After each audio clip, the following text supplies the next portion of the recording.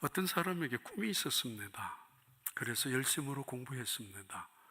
그리고 그 꿈을 이루기 위해서 힘든 환경 속에서도 땀을 흘리고 참고 그러면서 결국은 공부를 마쳤습니다. 그 이유는 그 꿈을 이루기 위함인데, 그 꿈은 교사가 되는 것이 꿈이었습니다. 새벽기도 시간에 언젠가 말씀을 한번 드린 적이 있습니다만, 그런데 이 힘겹게 어려운 과정의 공부를 마치고 강단에서 가르치고자 하는 그 꿈 때문에 견디어왔고 참아왔는데, 근데 공부를 마치자 채용하는 시간이, 임용이 길어졌습니다. 직장을 찾지를 못하고, 가끔은 누군가가 돈을 주면은 혹시라도 다른 학교에 채용될 수도 있지 않느냐라는 제안도 있었지만은 굳이 억지로라도 은행에 론을 해서 그렇게 하고 싶지는 않았습니다. 얼마 되지 않아 그리고는 결국 임용을 받아 학교에 꿈을 이룰 수가 있는 강단에서 서게 되었습니다. 그런데 얼마 지나지 않아 그의 마음속에는 많은 고민이 생기기 시작을 했습니다. 가끔씩 선생님들과 함께 몰려다니면서 회식을 해야 하고, 회식하는 자리에서 술을 어김없이 먹어야 했기 때문입니다. 한두 번 핑계 삼아서 안 나갈 수도 있었지만은 계속 그럴 수가 없었기 때문에 그는 고민스러웠습니다. 똑같이 살아가야 하는가? 자기 스타일은 자기는 원하지 않는 자리였지만 언제부턴지 점점 교사들 간에 편이 갈라져 있고, 또 어느 줄을 잡아야 자기에게 돌아오는 이익을 챙길 수도 있다는 것이 눈에 보이기 시작하기도 합니다.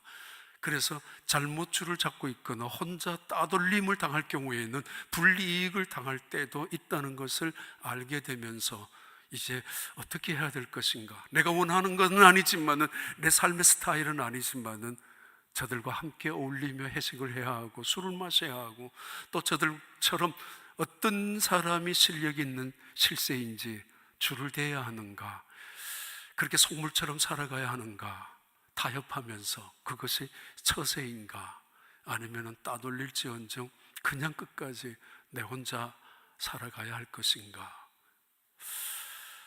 그러면서 강단을 지켜왔습니다마는 더 큰 상처와 절망이 찾아온 것은 그의 꿈을 펼쳐나가는 강단이었습니다. 아이들에게 열심으로 정말 기분 좋게 비전을 가지고 그 아이들에게 가르치기도 하고, 또는 때로는 충고도 했지만은 어느 때는 그 아이들이 그런 자신을 보면서 비웃기라 하듯이 조롱하기 시작했기 때문입니다. 어쩌다가 잘못된 것을 지적이라도 하면은 마치 죽일 듯이 달려드는 아이들을 바라보면서 뭔가 이건 크게 잘못됐다라는 마음속에 아픔을 가지면서 내가 이 일을 계속해야 될 것인가? 내가 아이들에게 꿈을 주기 위하여 자신의 꿈을, 교사가 되는 것이 꿈이었는데 그 아이들은 전혀 상관없이, 선생님의 어떤 의도와는 상관없이 때로는 거역 조롱하기까지 하는, 오히려 자신을 향해 달려들기까지 하는 그 아이들을 바라보면서 고민합니다. 이제 내가 어떻게 살아가야 될 것인지, 내가 이러려고 교사했단 말인가? 이렇게 살아가려고 내가 그 고생하면서 땀 흘리면서 공부를 했단 말인가? 먹고 살기 위해서 계속 이 일을 해야 된단 말인가? 그리스도인들에게는 하나의 고민이 더 있습니다. 이런 직장 생활 속에, 이런 사업장의 현장 속에 그리스도인들은 어떻게 살아가야 되는가? 내 스타일, 내 성격, 내 삶의 원칙만을 앞세우고 고집하는 것이 아니라 하나님의 뜻을 찾기에, 하나님이 원하시는 삶을 그리스도인답게 살아가야 되는 삶이 있기에 우리는 그런 아픔을, 더 큰 충돌을 경험할 때가 있습니다. 꿈과 현실의 충돌, 이상과 현실의 그 만남 속에서 우리는 갈등하게 되는데, 가장 큰 갈등의 장소는 교회입니다. 교회 가면 다 만나는 사람들이 천사 같은 사람인 줄 알았고, 정말 사랑이 듬뿍 많고 이해 많은 교인들, 그들이 그리스도인이 아니냐라고 생각해서 교회 오면 오해받는 일, 핍박받는 일은 상상도 못했었던 사람들. 내가 교회 가서 열심히 봉사하고 섬기면 수많은 사람들이 인정해주고 칭찬하고 그리고 박수 쳐줄 줄 알았고, 그리고 때로는 교회 가서 기도하고 예배하면 하나님께서 응답해 주시는 놀라운 길이 축복으로 이루어질 줄 알았지만은, 결혼하고 가정을 가지고 직장을 얻고 살아가면서 우리 가정에 뜻하지 않는 아픔이 찾아올 때가 있습니다. 그것이 자식의 문제일 수 있고, 그것이 때로는 이상과 현실과는 전혀 다른 내 마음속에 절망일 수도 있습니다. 견디다 못한 이 사람은 사표를 몇 번이나 쓸까 고민하다가 어느 날은 교감 선생님에게 찾아갑니다. 선생님, 나 정말 이렇게는 할 수 없는데 이런 시간을 빼주세요. 나는 술은 계속 못 먹을 것 같습니다. 그리고 이런 일은 나는 할 수 없습니다. 이해해 주세요 라고, 나는 그리스도인입니다 라고 정당하게 밝히면서 교감 선생님에게 혹은 교장 선생님에게 찾아가서 자신의 처지를 이상하게 예수 믿는 사람들 잘못 오해받을까 봐 자신을 밝히기도 했었습니다. 그때 교감 선생님이 이렇게 말합니다. 김 선생, 나도 예수 믿어. 너무 그렇게 별나게 믿지 말라고. 그냥 살아가라고. 다 그렇게 사는 것이라고. 우리 집 내 아내, 내 부인 굉장히 열심으로 믿어. 알아? 그런 말을 들을 땐 그 충격이 크게 됩니다. 예수 믿는 게 뭔지, 학교 생활하는 교사의 생활은 어떤 것인지. 그래서 찢어버리고 이민을 온 사람도 있습니다. 사도 바울, 예수님을 믿으면서 꿈과 비전이 있었습니다. 그 꿈과 비전은 예수님을 믿기 전에 꿈과 비전과는 전혀 다른 것이었습니다. 그래서 그는 하나님이 주신 꿈을 가지고 비전을 가지고 1차 선교 여행을 마쳤습니다. 적어도 2년 가까이나 되는 시간 속에 구브로라는 섬과 그리고 터키 지역을 돌면서 1차 선교 여행을 마쳤습니다. 그리고 다시 2차 선교 여행을 다시 시작했었던 사도 바울, 그는 2차 선교 여행을 고린도에서 마무리 짓고 고향은 아니지만은 수리아 안디옥으로 되돌아가려고 마음을 먹었습니다. 가는 길에 예루살렘을 들렸다가 안디옥에 돌아가고 싶었던 마음이 이제 2차 선교 여행의 마지막이었습니다. 그가 하나님이 주신 꿈과 비전을 가지고 1차 전도 여행을 할 때, 그때부터도 이미 비시디아 안디옥이라든가 루스드라 곳에는 꽤 많은 사람들이 그를 죽이기 위하여 돌을 들고 던졌고, 죽은 줄 알고 그를 성 밖에 던질 때도 있었습니다.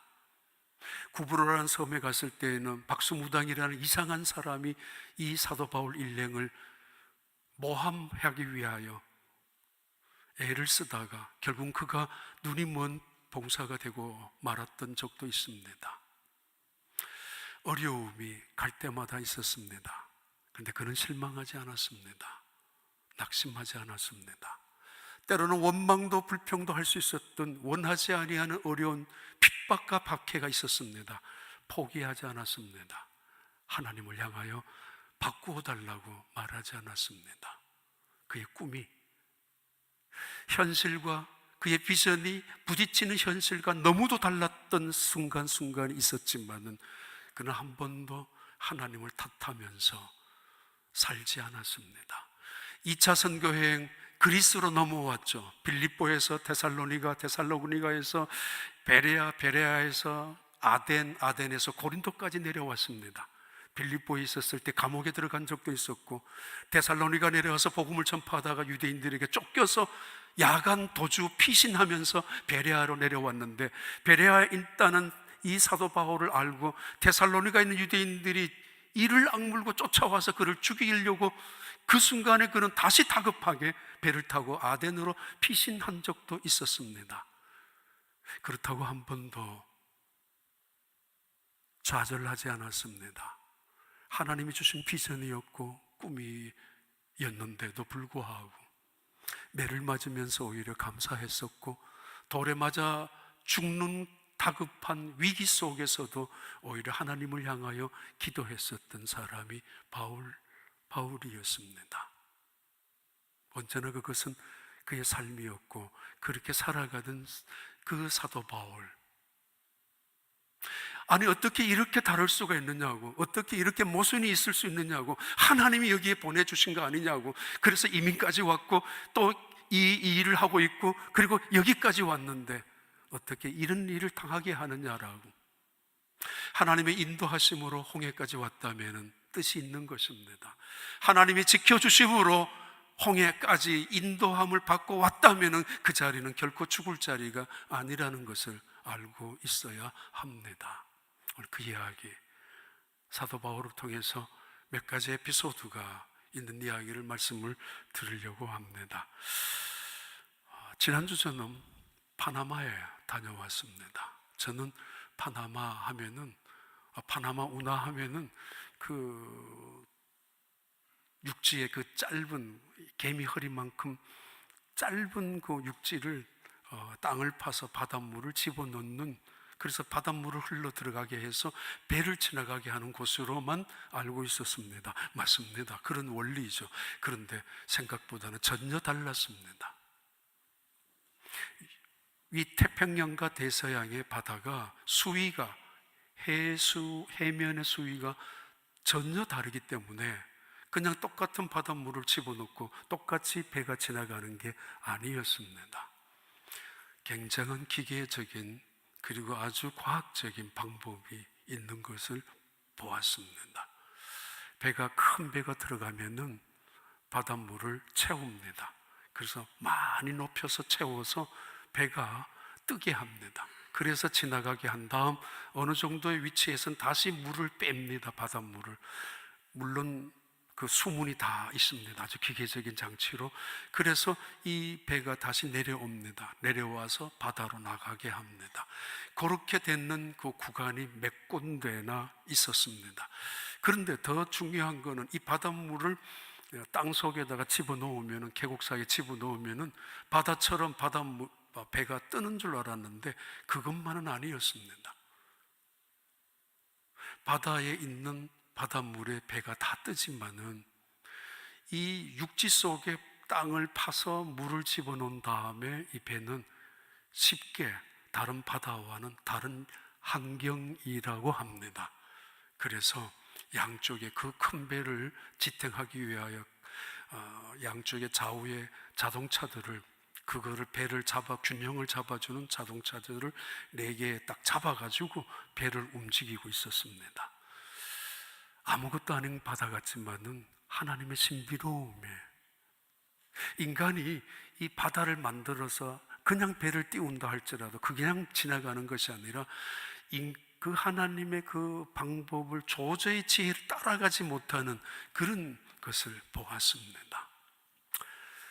사도 바울, 언제나 하나님의 지혜와 능력을 앞세우며 따라간 사람입니다. 사도행전 18장 18절 말씀입니다.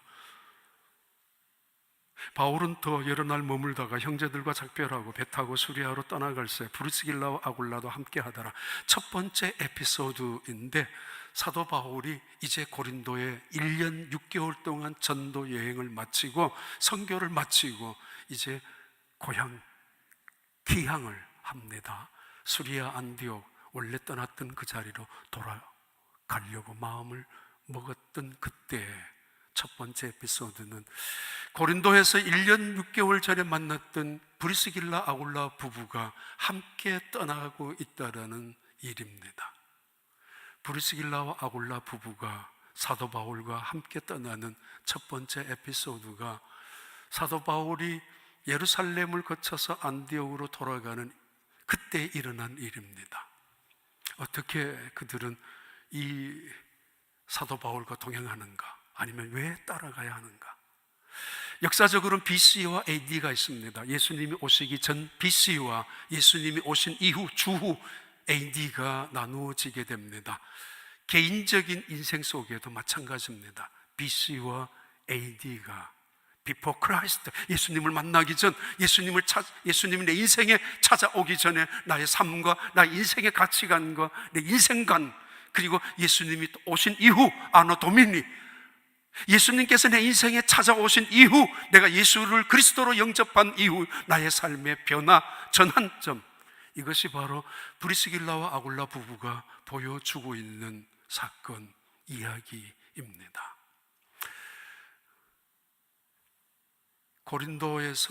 아덴에서 고린도로 내려왔던 사도 바울, 그는 착잡한 심정으로 고린도에 내려왔었을 것입니다. 당연히 그는 먹고 살기 위해서 고린도에서 자기의 직업이 천막을 깁는 것이었기 때문에 천막 제조업을 하고 있는 사람과 만나는 것은 자연스러웠을 것입니다. 어쩌면은 예수를 믿는 사람이라는 소문을 들을 수도 있었겠지만은 아무튼 이때에 이 고린도 지역에는 로마에서 추방당한 유대인들이 몇 명이 있었는데 그 중에 한 사람인 브리스길라와 아굴라 부부가 있었습니다. 이들도 천막을 깁는 그런 직업을 갖고 있는 사람들이었습니다. 1년 6개월 동안 그들은 함께 천막을 깁고 그리고 복음을 전파하는 일에 브리스길라와 아굴라 부부는 동력자로 도와주었습니다. 1년 6개월이 지난 다음 사도 바울이 안디옥으로 돌아가려고 할 때 잘 가세요. 그동안 고마웠습니다. 그동안 힘이 되어서 정말 좋았습니다. 이야기로 끝나는 것이 아니라 함께 가고 있습니다. 가치관이 바뀌어졌기 때문입니다. 아니, 삶의 목표와 목적이 달라졌기 때문입니다. 전에는 이 천막을 깁는 것이 우선이었던 이유는 먹고 살기 위하여, 아니 그것이 목표인 까닭은 부자가 되기 위하여, 그것이 삶의 그의 전부 목적인 까닭은 배운 것이 그거고, 그리고 살아가는 이유가 어차피 이 세상의 성공이 그들의 꿈이었기 때문입니다. 그러나 예수님을 만난 이후, 사도 바울을 통하여 복음이 무엇인가를 알고 깨달은 이후 그들의 삶의 가치관은 달라졌습니다. 직업을 포기하고 산으로 올라갔다는 이야기 아니라 더 이상 그 직업이 삶의 목표나 목적이 아니라 수단이었습니다. 그의 삶의 목표는 예수 그리스도를 복음을 전하는 것이었고, 목적은 하나님의 뜻을 이 땅에 이루어가는 것이 목적이었기 때문입니다. 더 이상 살아가기 위해서, 먹고 살기 위하여, 돈을 벌기 위하여, 그래서 어쩔 수 없이 죽지 못해서 천막을 깁는 장사나 하는 사람으로 꾸역꾸역 살아가는 인생이 아니라는 것을 의미합니다. 그가 변했습니다. 가치관이 변했습니다. 왜? 예수님을 알고 있었기 때문에, 예수님을 만났기 때문에. 내가 하나님을 만났다고 하면서, 예수님을 믿는다고 하면서 내 인생에 달라진 거, 버린 거 하나도 없다면은, 그리고 그냥 내 살아가는 모든 삶의 터전 위에 그냥 하나 예수님을 플러스 알파로 올려놓고 산다면 아직까지 하나님을 분명히 인격적으로, 예수 그리스도를 전폭적으로 나의 삶에 영접한 것은 아닐 수도 있습니다. 브리스길라와 아굴라 부부는 우리에게 이것을 보여주고 있습니다. 18장 2절에, 18장 18절, 그리고 18장 26절에, 18장 한 정하면 하도 3번이나 언급되고 있는 아굴라 부부. 신약 성경에 그들의 이름은 6번 이상이나 언급되고 있습니다. 사도의 이름을 제외하고, 제자들 이름을 제외하고 가장 빈번하게 나타나는 이름은 브리스길라와 아굴라 부부의 이름입니다. 그들이 그만큼 변했기 때문입니다. 그만큼 그들의 삶의 목표가, 목적이 뚜렷했기 때문입니다. 그러기에 쉽게 실망하지 않았고, 그러기에 쉽게 낙심하지도 않았습니다. 파나마 갔는 선교사님, 이번에 그 선교사님 부부는 밴쿠버에 계시다가 내려오셨던 분들입니다. 내려가신 지 지금 5년 정도 되는 분들인데, 이런 이야기를 하셨습니다. 밴쿠버에 있었을 때 굉장히 돈을 많이 벌은 부자 여자 집사님이 계셨다고.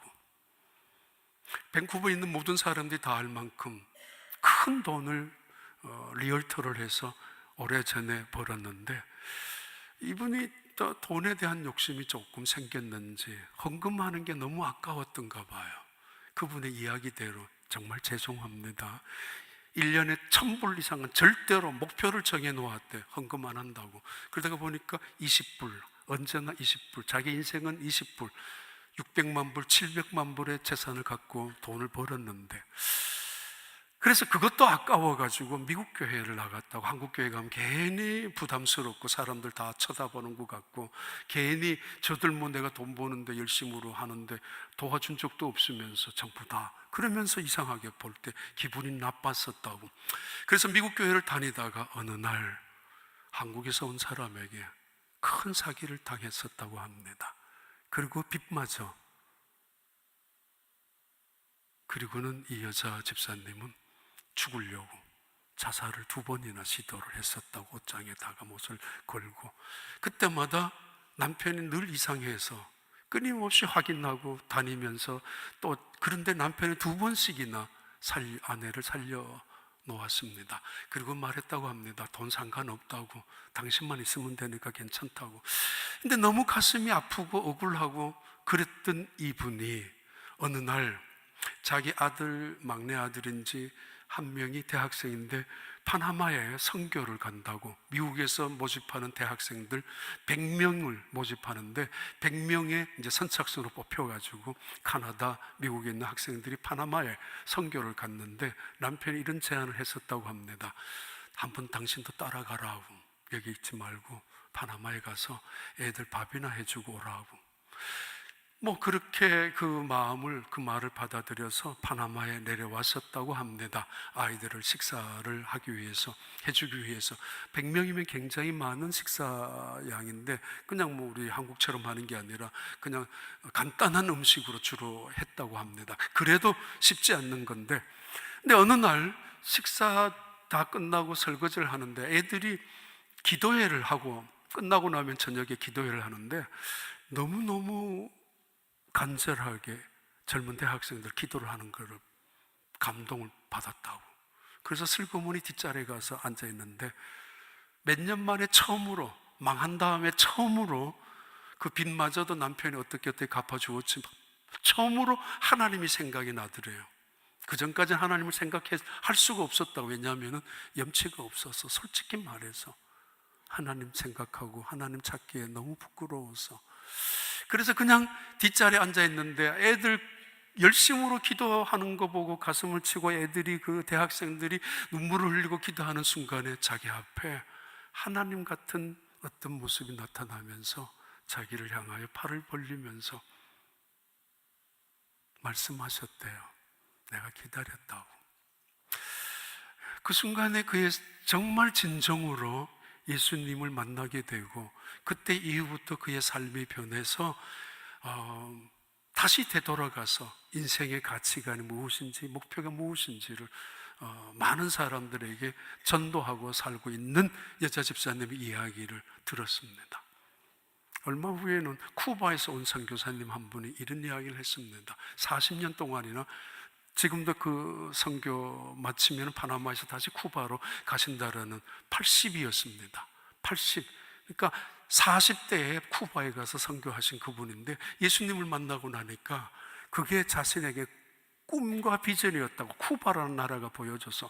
그런데 그분이, 그 선교사님 이야기가, 한 가정에 갔는데 예수님을 믿고 난 그 할아버지 한 명의 가정에 커피잔 안에 담배 같은 것을 똘똘똘똘 말아 놓았는 게 있는데, 손님들이 오면 그 할아버지가 항상 그 담배 같은, 커피잔 안에 있는 담배 같은 걸 하나씩 건네준다고. 사람들이 이렇게 펴볼 거 아닙니까? 펴보면 그 안에 성경 구절이 적혀져 있다고. 이분이 일어나지 못하고 걷지를 잘 못하기 때문에 앉아서 또는 누워서 엎드려서 내가 이제 예수님을 만난 사람으로, 하나님을 믿는 사람으로 어떻게 살아가야 될 것인가, 밖에 나가지는 못하지만 내 집에 찾아오는 손님에게는, 사람들에게는 꼭 이거는 전하고 싶다고. 그래서 깨알 같은 성경 구절을 적어서 똘똘똘똘 말아가지고 담배 개비처럼 사람들에게 선물하고 읽으라고 주는 할아버지 이야기를 한 적이 있습니다. 브리스길라와 아굴라, 그들은 변했습니다. BC와 AD가 갈라지는 것처럼 그들의 인생이 달라졌습니다. 더 이상 먹고 살기 위한 수단으로 아니면 더 이상 그것을 목표로 삼지 아니하고 단지 그것은 수단으로, 그러나 그의 삶의 궁극적인 목표는 복음이었습니다. 그리고 지나가는 이야기를 하나 든다면은, 브리스길라와 아굴라, 원래의 이름은 다 아시는 대로 아굴라가 남편인데 남편의 이름이 항상 먼저 나왔습니다. 2번째까지는. 그러나 3번째 이후부터는 아내의 이름이 먼저 나오기 시작합니다. 의미 있을 것입니다. 당연하게 초대교회 교인들은 그것을 받아들였을 것입니다. 이유는 아내인 브리스길라가 훨씬 더 적극적이고 더 긍정적이고 더 헌신적이었다는 것을 의미하기 때문입니다. 때로는 고린도에서 그의 가정을, 때로는 그의 에베소에서 그의 집을 2년이나 3년이나 오픈하면서 더 헌신적이었던 이 브리스길라의 이름이 앞에 나올 수밖에 없었던 이유였을 것입니다. 아니, 어쩌면은 남편보다가 훨씬 더 리더십이 강한 여자일 수도 있었을 것입니다. 그런 아내의 이름이 늘 언급되어져 있는 브리스길라와 아굴라 부부, 그런 아내를 못마땅하게 바라보며 아니 이건 못해 라고 잘라버린 남편이 아니라 그런 아내를 적극적으로 후원하고 도와주었던 남편, 그가 아굴라였습니다. 인생이 이렇게 변한 사람들.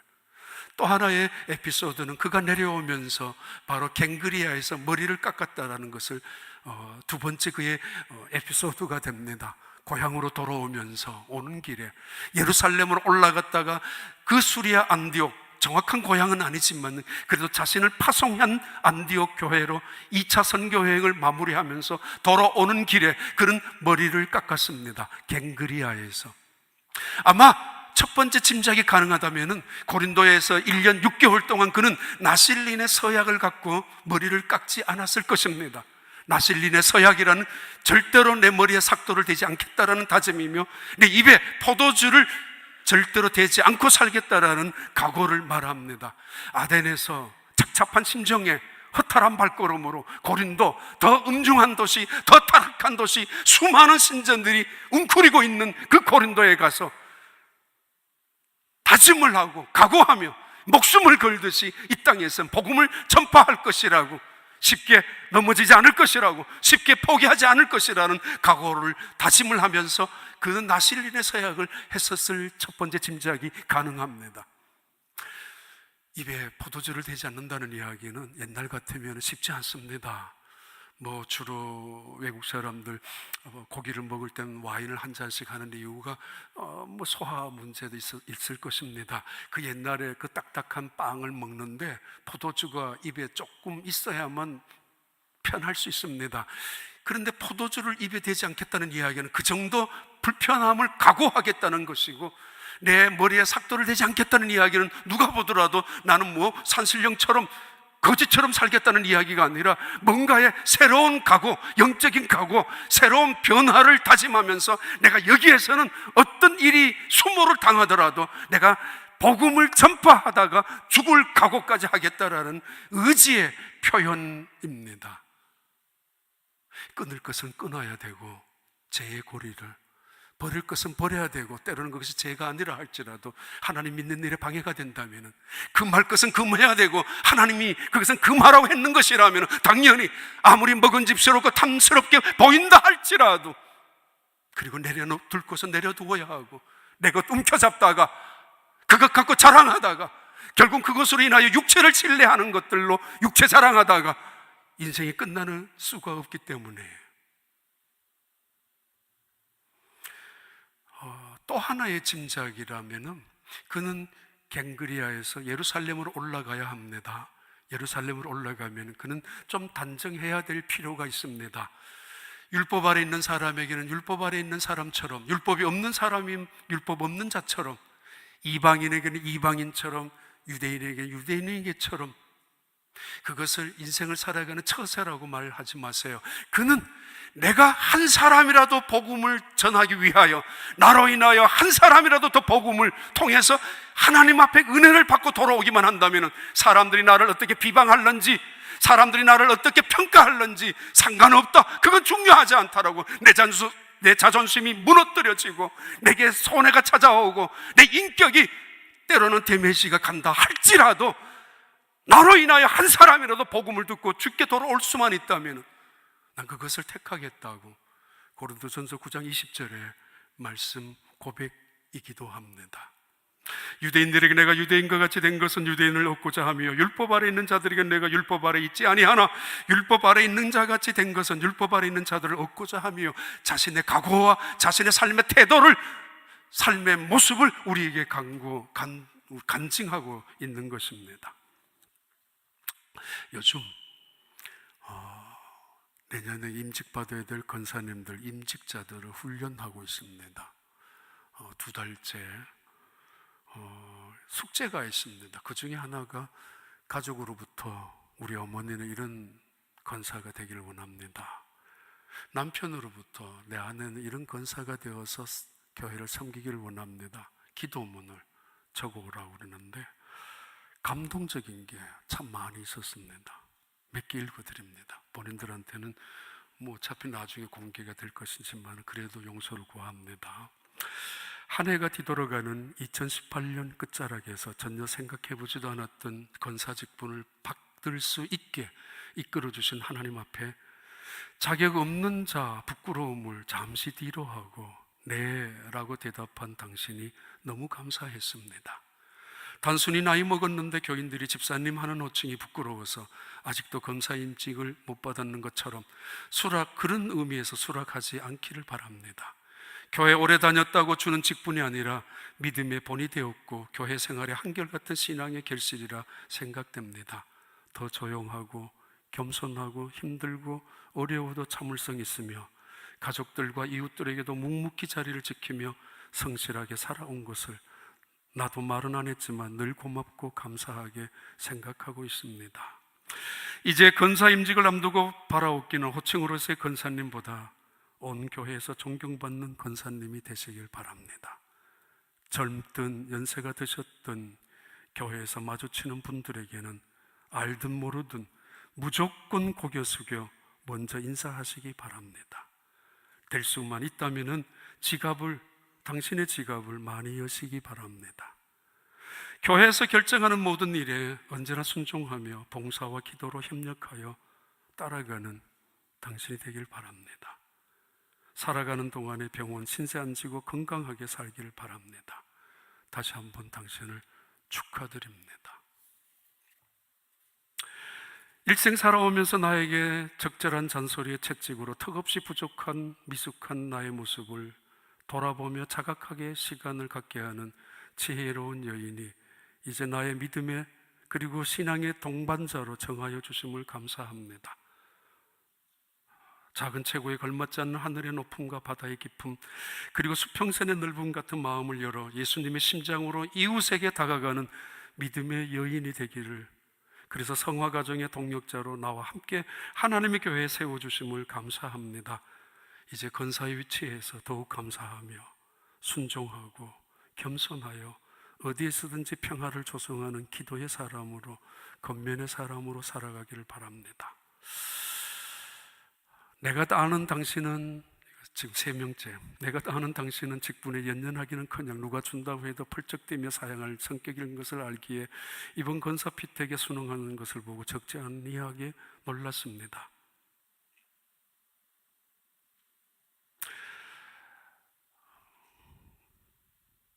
언제나 고착화된 생각과 모습에서 새롭게 탈각하는 것이 쉽지는 않을 것이지만은 이제는 이런 직분을 주신 이유가 신앙생활을 감망하는 소극적인 자세에서 이제는 적극적으로 참여하고 리드하는 모습으로 당신을 완전히 탈바꿈시켜 주시려는 것 같습니다. 당신은 이제 두려워하지 마세요. 당신이 변해가는, 더욱더 성숙해가는 모습을 하나님이 지켜보실 것입니다. 나 또한 당신이 권사 직분을 잘 수행할 수 있게끔 미약하나마 기도하며 도울 것입니다. 권사 직분을 잘 수행할 수 있으면 좋겠다는 나의 작은 소망을 여기에 적어봅니다. 첫째는 언제나 믿음의 본을 보여주는 권사님이 되세요. 온 교회 믿음의 본을 보여주는 권사님.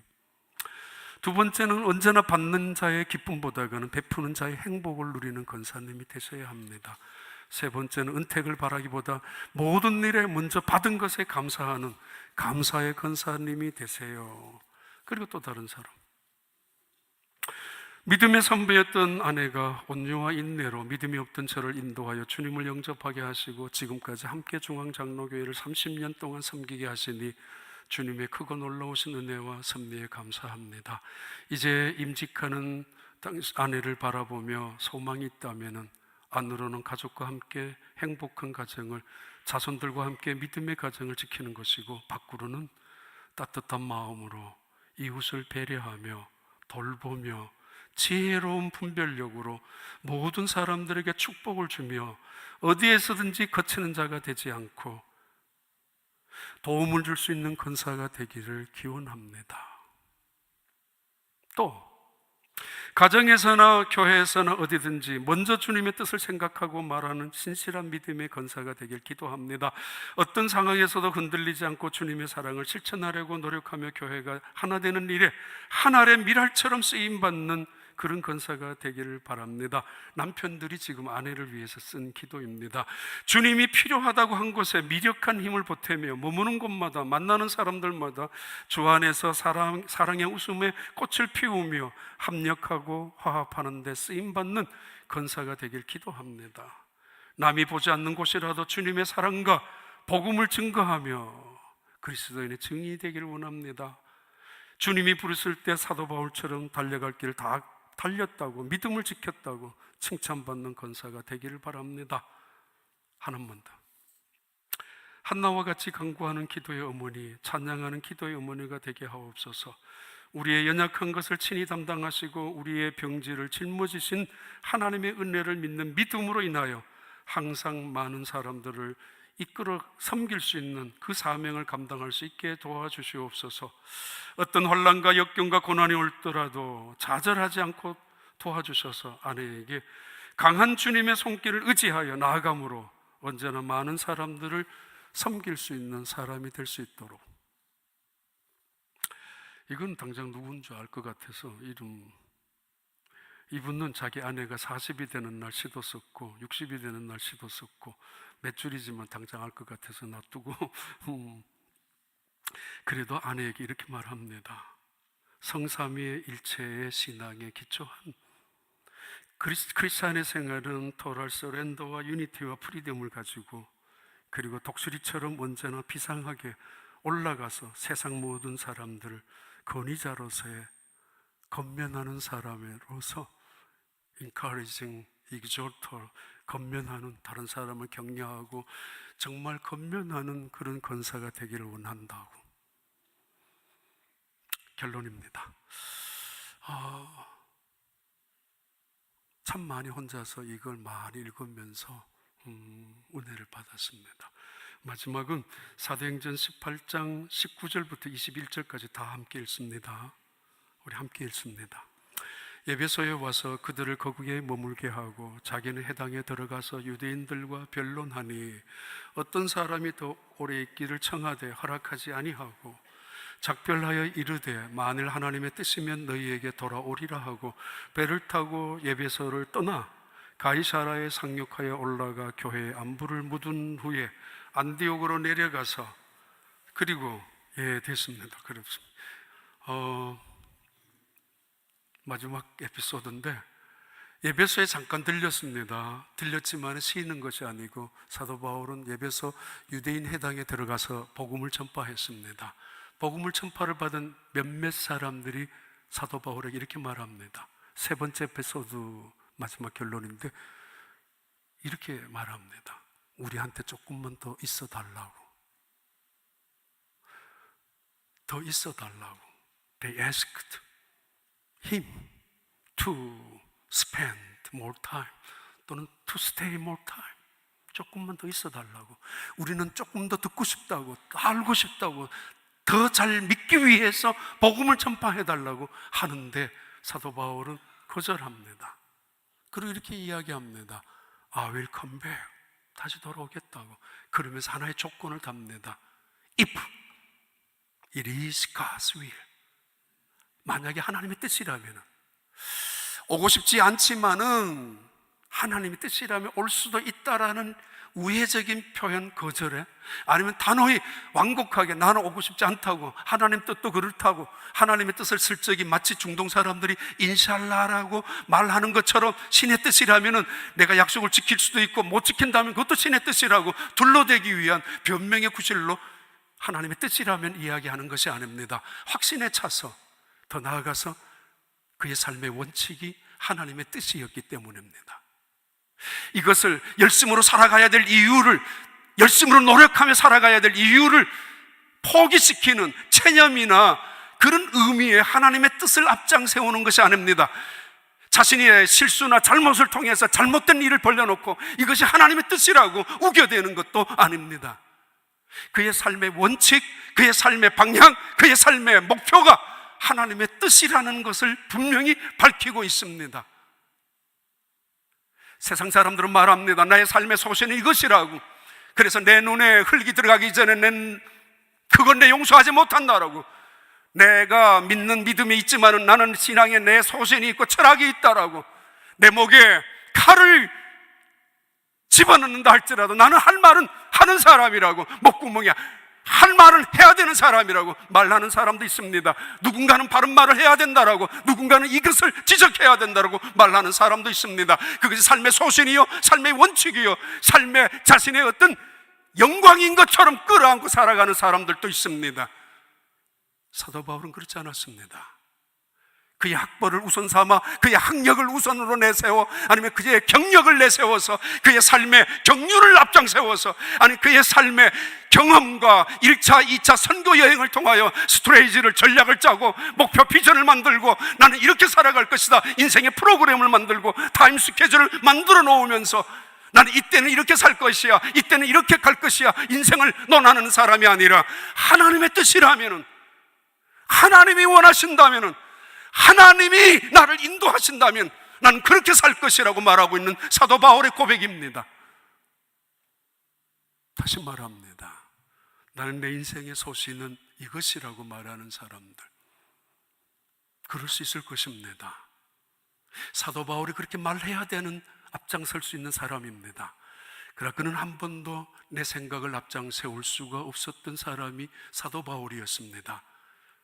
내 생각을 뒤로하고 하나님의 뜻이었고, 내 계획도 뒤로하고 하나님의 계획이었고, 그러면서 그의 삶에 우뚝 세워졌던 원칙이 하나님의 뜻이라면 내가 올 것이라고 확신에 가득 찬, 하나님의 뜻은 분명히 이루어질 것이라는 확신에 찬, 그리고 결코 자기의 내 의지대로 내 인생을 마음대로 조종하듯이 살아온, 그런 허풍을 치며 살아온 사람이 아니라 하나님의 은혜를 앞장세우고 하나님의 주권 속에 순종하는 한 인간의, 어쩌면 연약한 모습이지만은 그러나 가장 강력한 인간의 모습이고, 어쩌면 인간의 소극적인 자세이지만 그러나 이 인생을 가장 적극적으로 살아가는 영광스러운 인간의 모습이기도 합니다. 하나님의 뜻이라면. 그래서 실망하지 않았고, 그래서 원망하지 않았고, 그래서 낙심하거나 포기하지 않았습니다. 하나님의 뜻으로 지금까지 살아왔습니다. 하나님의 은혜로 여기까지 왔습니다. 하나님이 지켜주심으로 믿음으로 살아왔습니다. 근데 왔는데 홍해가 놓여져 있습니다. 왔는데 직장에서 어려움을 당합니다. 믿음으로 살았는데 가정에 어려움이 찾아왔습니다. 그거 체념하고 포기하라는 이야기 아니라 하나님의 뜻이 거기에 있다는 것을 받아들이라는 것을 말합니다. 그러기에 하나님이 인도하셔서 여기까지 왔다면 바닷속에 길이 있을 것이고, 믿음의 길이니까 광야 속에 하나님의 은혜가 나타날 것이고, 당연히 하나님이 인도하셨다면 내 뜻으로 우기다가 실패한 자리를 하나님의 뜻으로 만들려고 하는 것이 아니라 말입니다. 사도 바울의 고백입니다. 다시 오겠다고, I will come back. 그러나 하나님의 뜻이라면 핑계대는 게 아닙니다. 인생의 주권자가 누구인지, 주인이 누구인지, 나는 겸손히 주님이 원하신 일에 쓰임받고 있는 사람이란 사실을 고백하고 있는 사도 바울. 이번 대강절 주간입니다. 주님의 뜻이 어디 있는지, 아니 주님의 뜻 속에서 늘 순종하며 살아가는 여러분들이 되시고, 그리고 그 뜻 속에서 인도하시고 지켜주시고, 때로는 능력과 영광 속에서, 아니 때로는 실패와 좌절 속에 있다 할지라도 오히려 그 속에서 영광스러운 하나님을 만나는 축복이 있게 되기를 바랍니다.